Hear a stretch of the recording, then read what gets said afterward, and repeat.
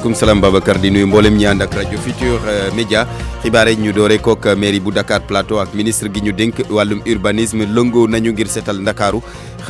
xaatim nañu ab convention gu ci jëm ni ki démb la ñu ca namm moo di fexe ba mbalit wala bokk luy xatal dëkk bi dootu fi nekk.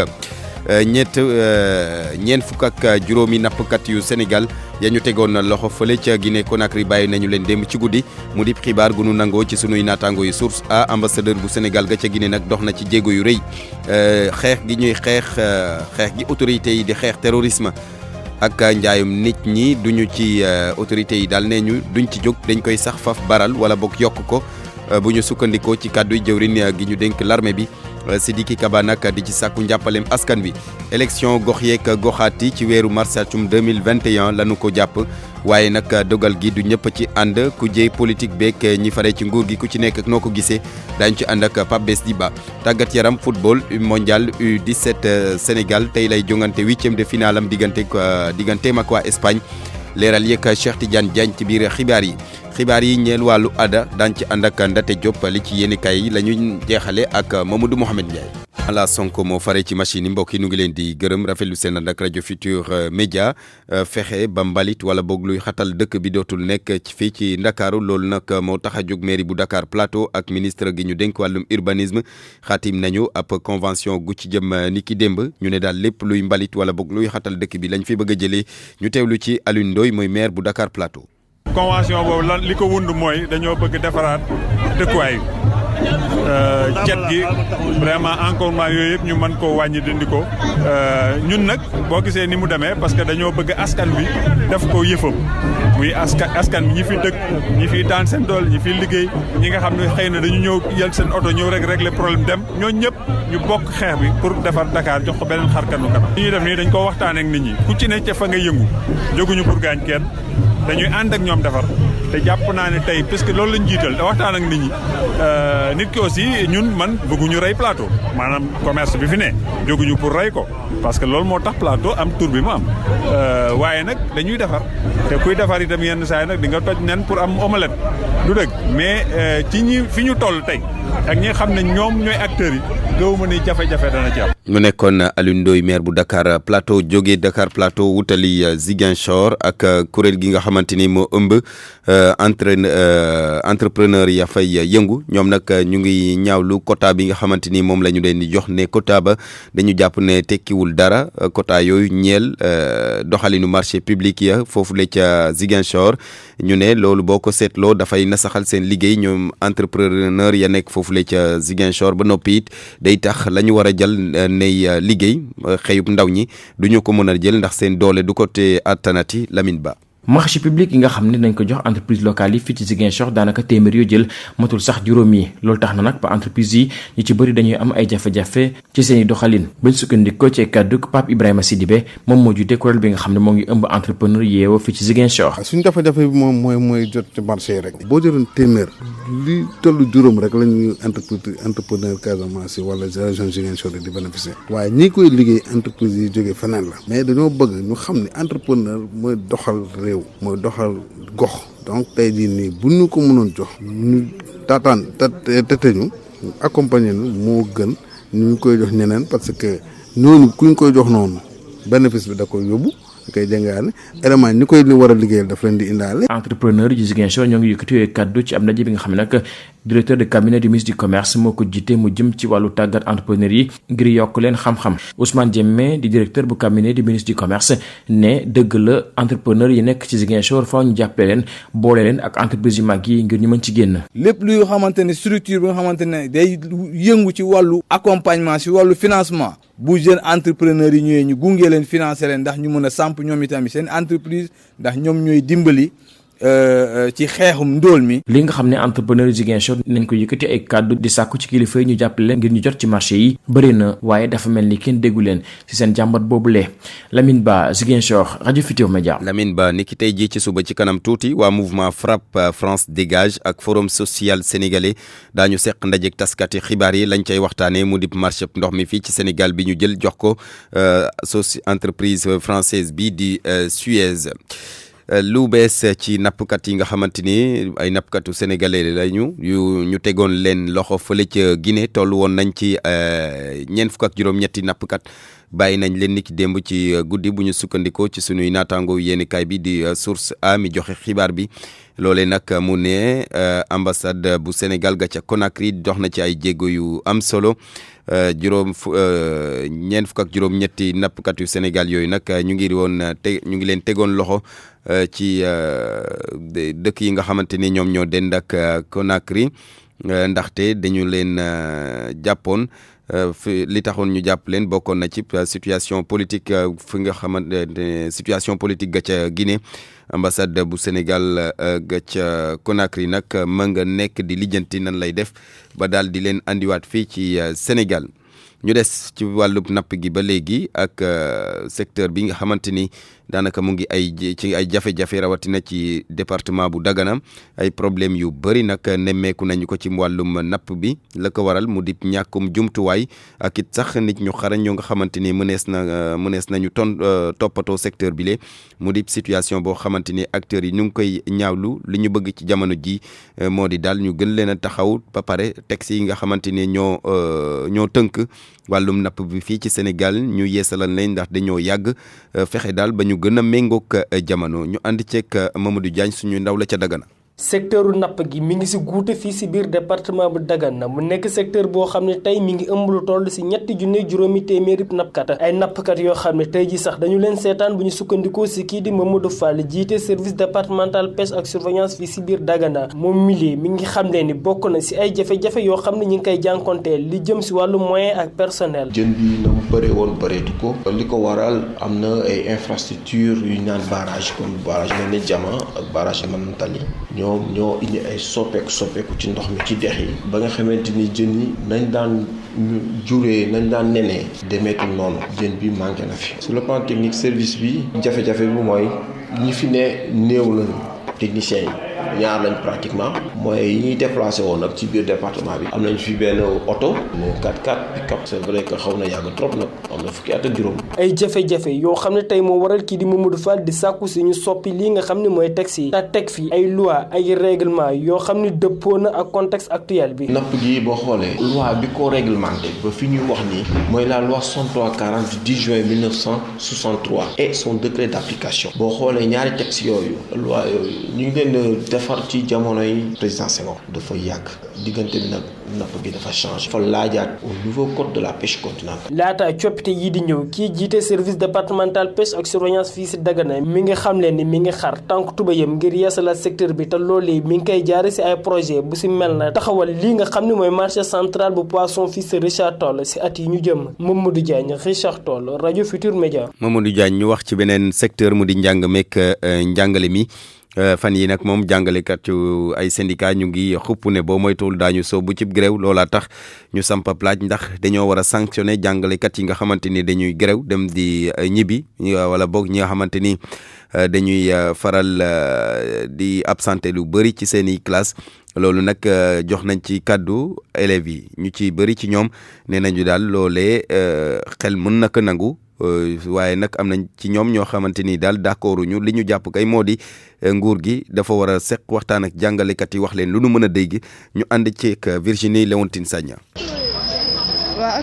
teg ay daan jàngalekat yi daw liggéey bëgg-bëgg boo xamante ne élèves yu bëri ànd nañ ci bu ñu sukkandikoo si ñi ma dramé élèves classe terminale jàpp ne bile xalaat doon na lu mën a dimbali jàngalekat yi ñu gën a responsable. je peux dire que sanction mën nañ ko appliquer parce que prof yi di grève en général ñoom ñëpp soo xoolee ci biir bi ñoom dañuy boole ñaari école genre comme mën nañ nekk public en même temps nekk privé te ñoom emploi du temps privé bi la ñuy gën a respecté que public bi. ñu fekk ko ci buntu école am lycée mixte Maurice Delafosse Youssouf Goudiaby àndul ci bile xalaat. sanction bi daal buñ ko appliquer tamit defe naa amul benn sens ndax enseignant yi dañ leen war a jox seen këdd enseignant yi dañ leen war a jox yar ak teggi ndax tamit defe naa lii ñuy kaas nii yëpp seen droit la te wax nañ ci dëgg defe naa sanction bi daal buñ ko defee moom duñu arranger quoi état bi foofu moom communication boo xam ne moom la war a communiquer ak ñoom ñi mën a déggoo ndax état moo war a négocier. donte ay jiixi jaaxa am na si diggante nguur gi ak jàngalekat yi jàng baa ngi woy ki ko xamle di ñi ma dramé. ci lycée mixte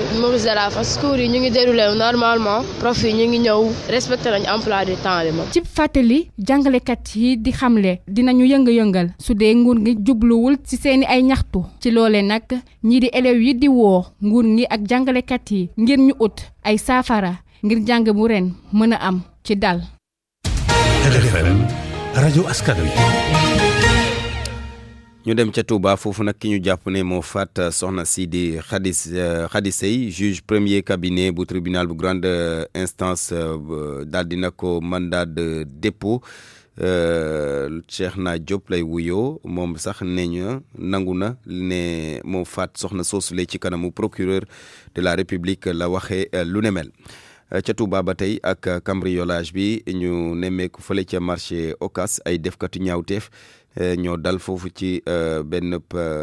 bijouterie yóbbu nañ foofu lu toll ci benn million ak lu ko ëpp am na it ay bijoux yoo xamante ni daal jël nañu ko la ñu yóbbu daal ci bijoux xayma nañ ko ci 20 millions ci sunu koppar ñoom nag ba ñu fekkee foofu ka newoon foofu la ca bijouterie ba dañ ko jàpp yeew ko ba noppi daal di yóbbu lanu yóbbu police nag ubbi na ci ab enquête jëwrin gi ñu dénk wàllum forces armées moo ko wax ni ki démb ñu ne nag li nga xamante ni moo ñeel mooy bi ñuy dalloo lii di section recherche bu gendarmerie bu Saint-Louis bu bees boobule moom mu ngi sàkku ci askan wi ñu gën leen a jàppale ci xeex bi ñuy xeex wàllum banditisme ak yeneen yu ko demee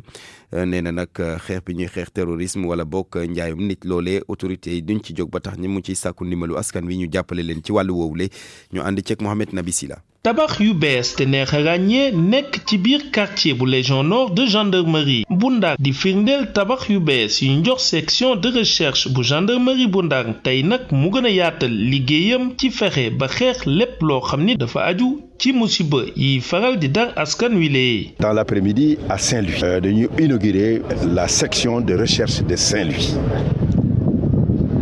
loolu dafay wone ne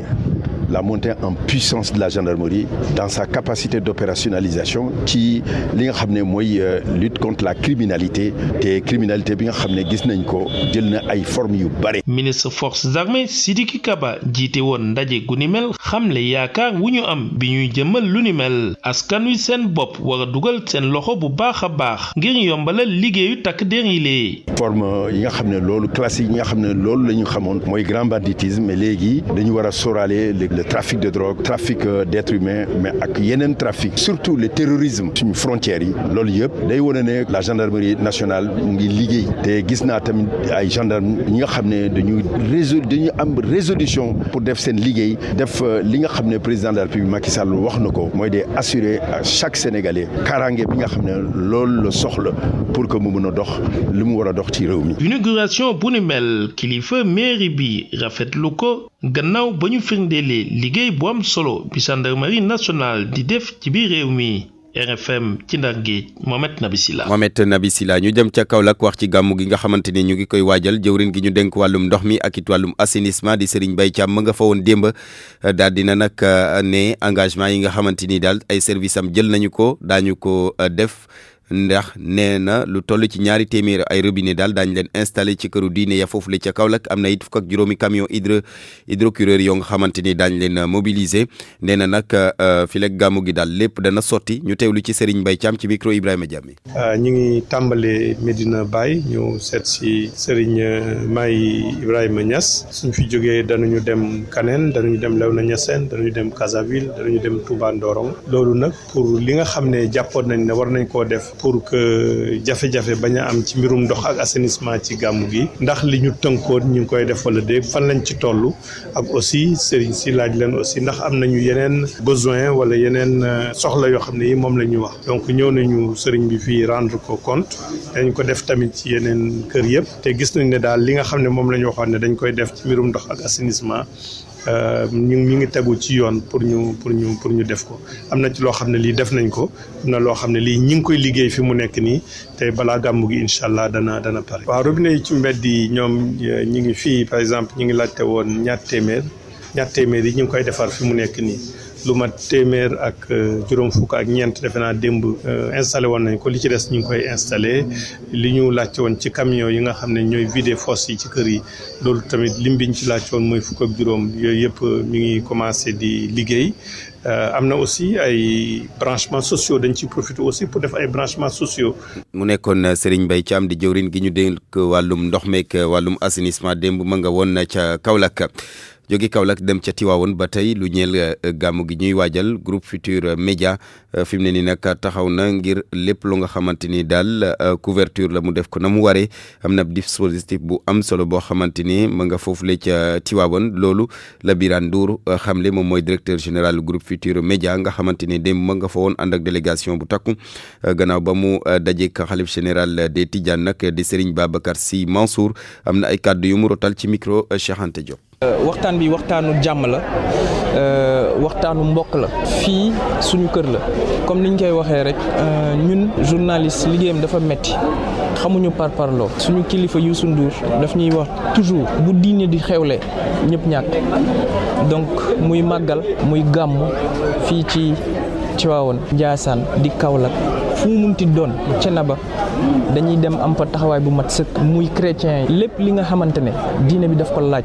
dañuy jël matuwaay yi ba mu mat sëkk pour mën a satisfaire ñi nga xamante ne ñoom ñooy nekk derrière l'écran wala di déglu rajo dem ci site internet bi wala di lire suñu journal L'Observateur. tey waxtaan bi du woon waxtaan bu gudd waaye waxtaan bu am solo la woon ndax comme ni ngeen ko xamee Serigne Babacar Sy Mansour dafa doon nit bu nga xamante ne moom day suivre média yi. je pense que tey ñun am nañ ci jàngat bu am solo joxe na ay conseils ak ay recommandations ci li nga xamante ne xëy na dina gën a jëmale suñu liggéey kanam te on a pris bonne note. dispositif bi amoon Touba moo am Tivaouane maa ngi la koy wax sànq fu diine bi xewlee rek matuwaay yi ñu jëloon feneen moom la ñu jëlaat fii tey lu tolloog téeméer ak juróom-ñeenti nit dinañ fi nekk pour couvrir événement bi loolu la ñu yóbbu woon ca Touba donc muy Touba muy Tivaouane muy beneen këru diine bu xewle dispositif yi ñu jël fële la ñu jël fii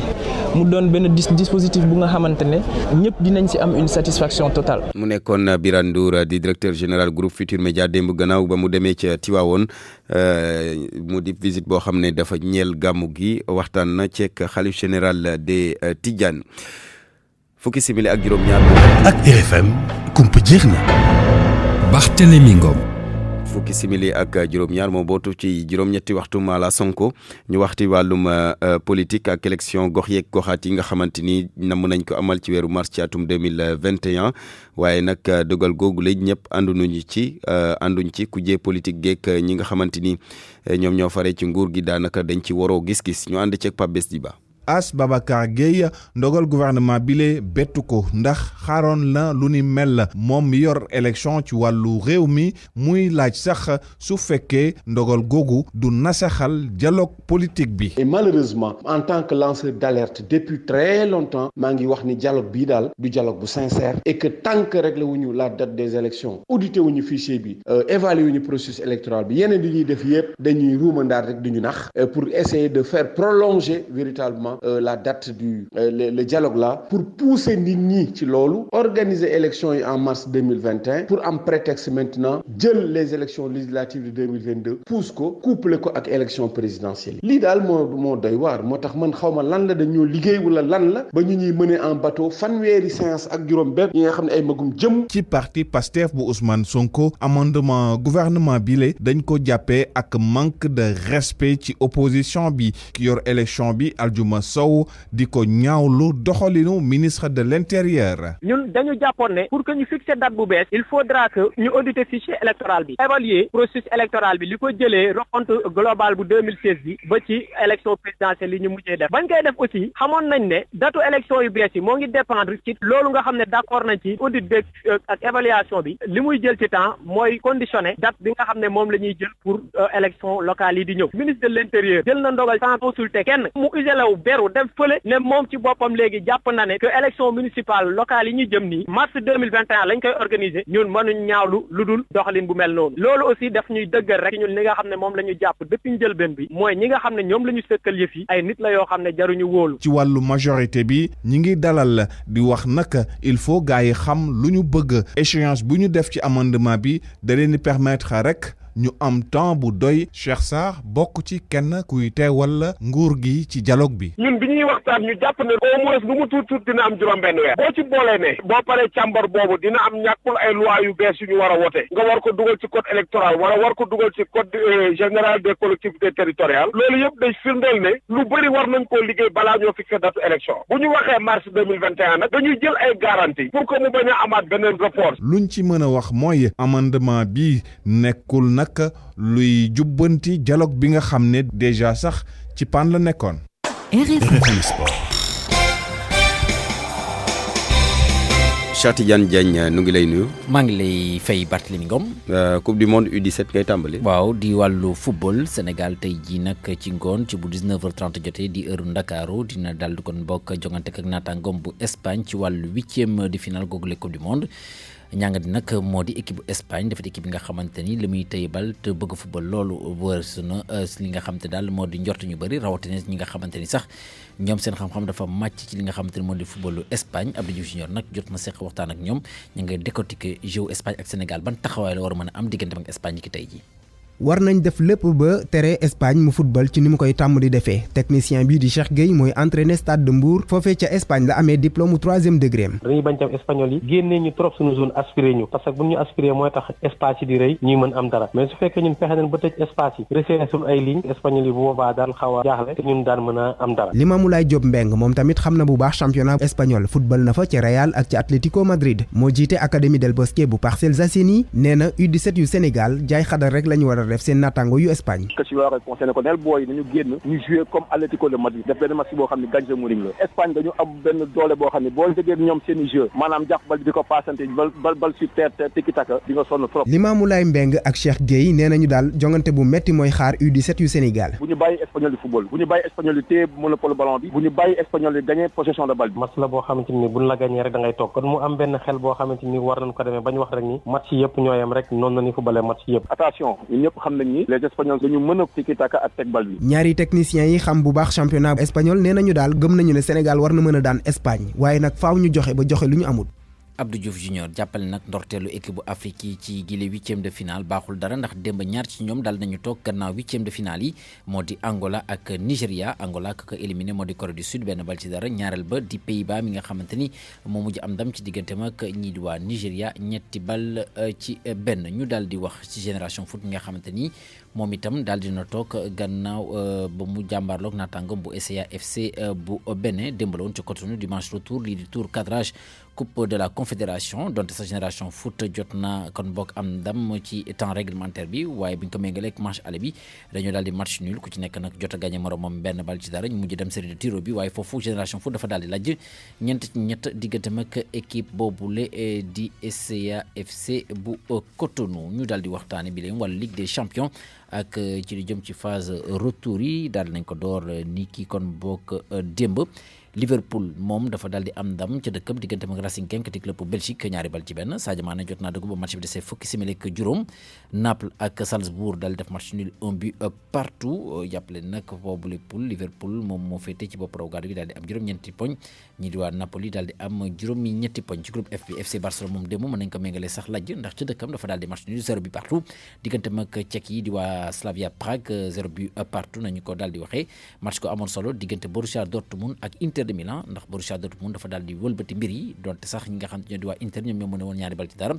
waaye Borussia daal leen fa fekk dugal ñett mujj am ndam kon boog diggante ak doomu Italie yooyu le Lyon daal di noyyiwaat ndax gannaaw ndax am na ndam ci diggante ak ñi nga xam ne di waa Benfica Lisbonne ñetti bal ci benn Zenit Saint-Pétersbourg di équipe bu Russie ñoom démb ñàkk nañ seen dëkk ak ñi di waa Leipzig ñaari bal ci dara ci groupe H bi match ko amoon solo itam diggante Chelsea ak AS Amsterdam ku ci nekk jot naa dugal moromam ñeenti but FC Valence moom dafa daal di daal ñi di waa Lille ñeenti bal ci benn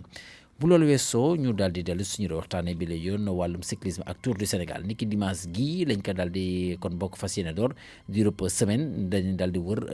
dëkkaan yi fépp fii nii ci Sénégal organisateur nag ñoom démb ñu ngi doon xaatim benn convention de partenariat ak yenn ci ay structure publique ak privé ñoon sekk Mamadou Marba. Tour du Sénégal war a door dimanche bii Michel Thioub di njiital fédération sénégalaise bu ŋànk wàllu dawal vélo di xamle ni ñu ngi ci wàccaay yu mujj yi. tàmbali donc Kolda bu ñu jógee Kolda du ñu dem Ziguinchor après delluwaat Kolda aussi année bi du ñu signé benn convention ak gendarmerie nationale 4x4 yu xam ne du ñu soxla pour ubbi ci kanam ak tëj ci ginnaaw ak motaar yi yooyu ñoom ñoo ñu koy jox et puis dana am ay genre hélicoptère yooyu ñu naan ULM boobu tamit pour surveillance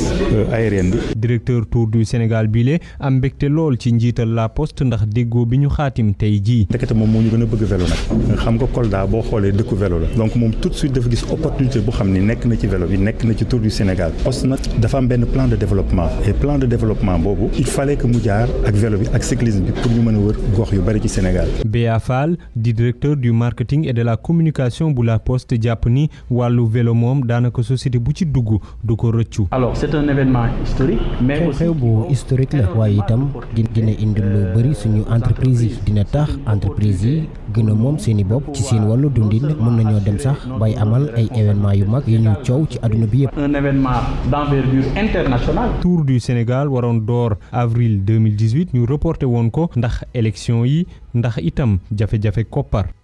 voilà kon bokk Barthélemy fii lañ koy daal di yamale xibaar. woy wi daanu na. waaw daan na yàgg na. jaajëf Cheikh Tidiane Diagne.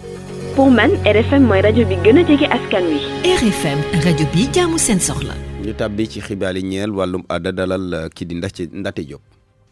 dal leen ak jàmm. door nañu niki démb fukkeelu ko édition bu salon national des arts visuels vernissage ba doon amee ca galerie nationale d'art ci teewaayu njiitu réew mi Macky Sall ci lu jëm nag ci cérémonie officielle ba ñoo ngi ko doon amalee ca Grand Théâtre ci teewaayu jëwriñ ji dénk lépp lu jëm ci wàllu aada ak cosaan Abdoulaye Diop profité wu ca ndajama ngir yëkkati lenn ci nësër di ay projet yoo xam ne ni département am na ko jëmle ko ci artistes yi Oumou Kalsoum li ci ay xumbute yu bëri la li nga xam ne moo di fukkeel édition nationale art visuel daal di dooree mu nekk benn prox ndool boo xam ne may na ki nga xam ne moo di directrice galerie nationale des arts mu fësal seeni ay jafe-jafe ngir xamal ko kii di jëwriñ ñu dénk wàllum caada ak cosaan ma jigéen ñaamoro dañuy yóbbante rek ministre de la culture pour ñu gën a am moyen gën a am possibilité li nga xam ne suñu artistes yu xarañ yi moom la ñuy produire ñu mën ko wane ci biir réew mi mais surtout bitim réew ndax boo nee Sénégal ci biti tudd culture je pense que ñëpp ko ay événements yu passé yu neex yu fi amoon. mu nekk benn porox ndollu kii di jëwriñ yi nga xam ne moom lañu dénk wàllum aada ak wàllum communication mu fësal yenn ci ay màkkaan yoo xam ne daanu ko tabax rek jagleel ko wàllum caada ji lépp rek ngir jàppale artistes yi nga xam ne dañoo am ay projet Abdoulaye Diop. Les centres et complexes culturels régionaux seront davantage. yenn ci centres yi complexe culturel yi nekk ci gox-goxaan yi yooyu ñëpp dañ leen gën a dooleel su ko defee ñu gën a mën a suqali aada ak cosaan am na ci ay textes yoo xamante ne nag jëm ci mbirum artistes yeeg yooyu lépp nag ñu ngi koy waajal finaliser te dinañ ko adopté ci loi bi naan 1% ñi nga xam ne nag dañ leen koy daal di jagleel. Centre international de conférence. salon bi tax na ba ñu jox ay raaya ñeent ci ay ndaw ñett yi nag ci yeneen gox yi ci Sénégal lañ soqeekoo ci bile fukkeel édition bi nag ñett exposé daañu ko amal mu nekk ay événement yoo xam ne mun na ra dajale artistes yu jógee ci fu nekk ci Sénégal. salon boobu ñu jagleel lépp lu jëm ci wàllu art visuel daañu ko wéyal ba ñaar fukki fan ci weeru novembre wi Sédhiou di waajal bu baax a baax juróom-ñetteelu ko édition bu guddi ñu jagleel wàllu ko reetaan maanaam la ñuy duppee nuit du rire groupe théâtral bi di Tessito moom moo ko taxawal ñu fas yéene ko amal fukki fan ak ñeent ba fukki fan ak juróom-benn ci weeru novembre bi ay groupe yu bari fekk baax fii ci Sénégal waaye ca biti réew ñoo ngi leen fay xaar. Max Clit Kanfani. gannaaw juróom-ñeenti at buñ ko sancee troupe théâtre bu Tessito Sédhiou ñu ngi waajal guddi yu ñu jagleel reetaan Abdou Dramé gën ko xamee ci Zizo moo jiite bile groupe. dañu ci am ay invité te loolu yëpp dafa dépendre suñu moyen bi ku mel ni Bass Diakhaté ñëpp xam nañ ko ñëpp ràññee nañ ko ci théâtre sénégalais ak benn invité surprise bu war a jóge Maroc ak tamit benn artiste aussi bu nekk côté Boudjé ñu koy naan Zaaw. lu weesu guddi yooyu ñu jagleel reetaan troupe bi fas yéene jublu ci l'école yi ak yeneen bërëb ngir ñaagune yi ak ndaw yi ci ëmb yu teel yi. ci école yi di def ay sensibilisation lu mel ni grossesse précoce mariage précoce ak excision yi xam nga daf fi bëri trop loolu yëpp dañ ci bëgg a taxaw ñu ngi ñaan ministère bi mu bàyyi ñu xel bu baax a baax. ci noonu sax am na benn film bu troupe Tessito bi amal waaye ba léegi amuñu ko leen jàppale ngir ñu mun ko fësal di li gàllankoor acteurs culturels yooyu ñi sakku it ñu jàppale leen ci mbir moomu. jageen jëf ci déglu bi fii la ñuy yam dig daje ëllëg.